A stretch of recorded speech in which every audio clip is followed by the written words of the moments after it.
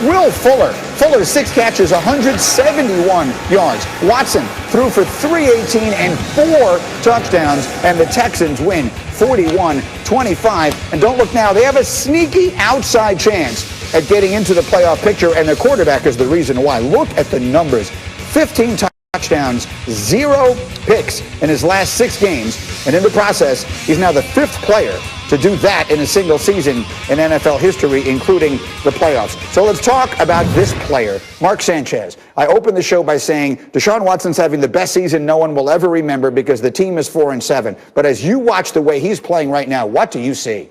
Well, he can throw a deep ball with the best of them in the league if he's not the best himself. And he's identifying coverages so well. He's manipulating defenders with his eyes. He looks so calm in the pocket. And when things break down, he has this ability to throw on the run. And he looks so calm and so comfortable in these difficult situations. Look at him hitting guys on the run, throwing them open, right? These guys are covered, and then he throws them open, putting the ball in front of them. His anticipation, his footwork, it's all just uncanny right now, and it's really unfortunate because they're wasting his talent if they don't build around him. So hopefully that happens next year.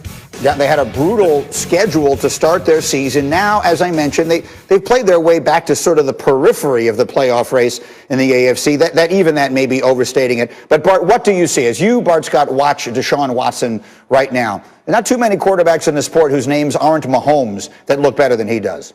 Well, I will put him right there with Mahomes. I mean, we had this argument last year. If Watson was on the Kansas City Chiefs, I still think the Chiefs are just as dominant with him. He's one of the best players, and he's a winner. He's a guy that can make all the throws. He's a guy that makes everybody around him better. It's just been unfortunate that, one, they couldn't protect him when he got in his early in his career.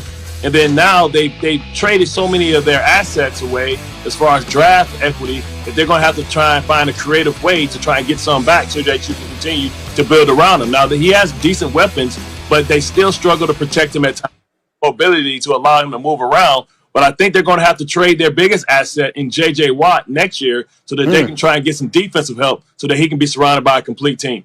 Does feel like time to sort of start over there. In the meantime, to the team that lost on Thanksgiving yesterday and tends to do a lot of that, I posted these numbers on Twitter yesterday, and they're just numbers, and it got about as much reaction as almost anything that I've put up on social media in a long time. The Lions fired Jim Caldwell because they felt they should be going deep in the playoffs. He was 36-28 his 4 years there. He was 9-7 his last year. They brought in Matt Patricia to try and beat the good teams. If Matt Patricia won his next 24 games in a row, he would still not have as good a record as Jim Caldwell did while he was there. Those are the facts. You can take from them what you wish. Bart Scott, I'll give you the first crack at this because you're the Detroit native here, and I know this hurts you to your core. What do you think? I mean, once again, Dad had horrible turkey dinner yesterday. He told me it was miserable, and it's become expected as well. But if you look at the Lions, they gave Matt Patricia everything that he's asked for. They allowed him to make all the moves that he needed. He just hasn't been able to get it done. And I think the Lions fell victim of trying to get that young, smart, innovative young coach for the next 20 years, and they've missed. We've seen it happen with the Rams, with McVay. We've seen it happen. And they went to try and go young and go innovative, but they had a solid piece, a stabilizing force in the organization that hasn't had much stability in its history. Nico, that's your guy, Matt Patricia, Matty P, you call him. What do you see there? Yeah, it's tough because I've been with Matt for a long time. Obviously, him being my defensive coordinator, my position coach back in 2009.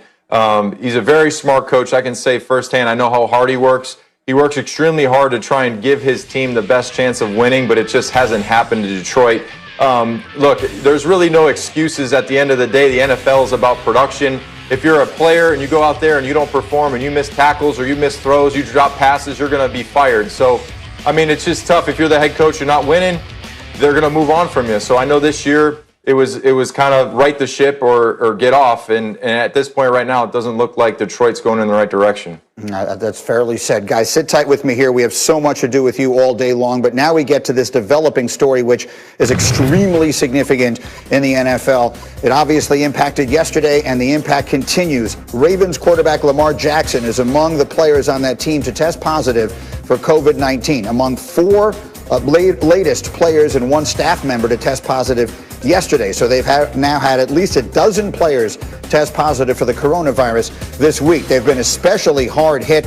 Currently 10 players on the reserve list, missing key players such as Mark Ingram and J.K. Dobbins and Calais Campbell, and now not only the quarterback Lamar Jackson, but a backup quarterback in Trace McSorley. And so let me bring in Jeremy Fowler, our insider, who's been covering the story for us like crazy. And Jeremy, you were telling me that as of now, again, this game is scheduled to be played just after 1 o'clock Eastern on Sunday. As of right now, is that still the plan?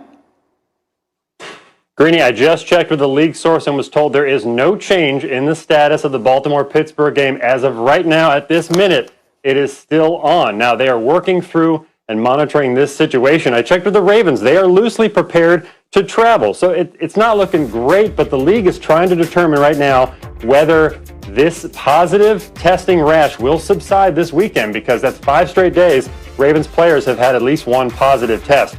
So they need some good news in a hurry here, but they don't want to move the game unless they absolutely have to. And to be clear, absolutely have to would not be based upon competitive advantage or disadvantage. It would just be based upon safety, right? So it doesn't matter if Lamar Jackson can't play and the running backs can't play and all that. They will play this game if they feel that it is safe to do so based on coronavirus protocols.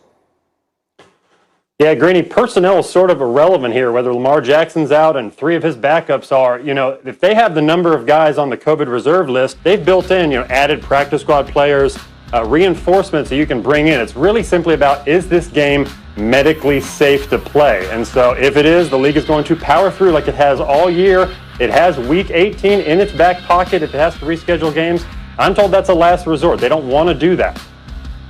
So clearly, Week 18 is out there. They don't want to do it. Forfeiture, in theory, is out there. Clearly, no one wants to do that. What can you tell us about the circumstance of the coach that has been has been suspended by the team?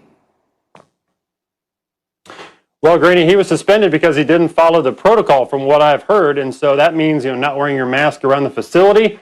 That potentially increases the spread, and so you have players like Lamar Jackson that are playing the game. He could have gotten it from several offensive linemen that have been put on the COVID reserve list. He's got running backs that he's close to in his own locker room, like J.K. Dobbins, Mark Ingram. They are on the COVID list. And so this is the problem the NFL is facing right now, is that these guys could have contracted this 6-7 days ago, and the team is still getting positives. So if they don't get good news in a hurry here, either Friday or Saturday, knowing that the results are going to get better, they're going to have to do something with the game. Now, they can maybe move it back a few days, but then the Ravens run into that problem with the Cowboys playing Thursday. Now you'd have to move that back as well. Yeah, let's be clear on that. The Ravens are currently scheduled, well, they were supposed to play the Steelers last night. That game has now been moved to Sunday. Yeah. They're also scheduled to play the Cowboys on Thursday. So there are a lot of moving pieces in all of this. And of course, the league will take a close look at whether or not protocols were violated. Jeremy, stay with me. Let me take a look at why this game is so important. The Ravens are in a precarious spot in the AFC playoff picture, 6-4 with the Raiders and the Dolphins. Our Football Power Index gives Baltimore just over an 85% chance of reaching the postseason, but that could change in a hurry if they're not able to compete in some of these games. All right, we're just getting rolling. Coming up, it has not been a smooth ride for Tom Brady. Why one of our crew says it is time for a divorce in Tampa. You'll hear about it. And then it's been a season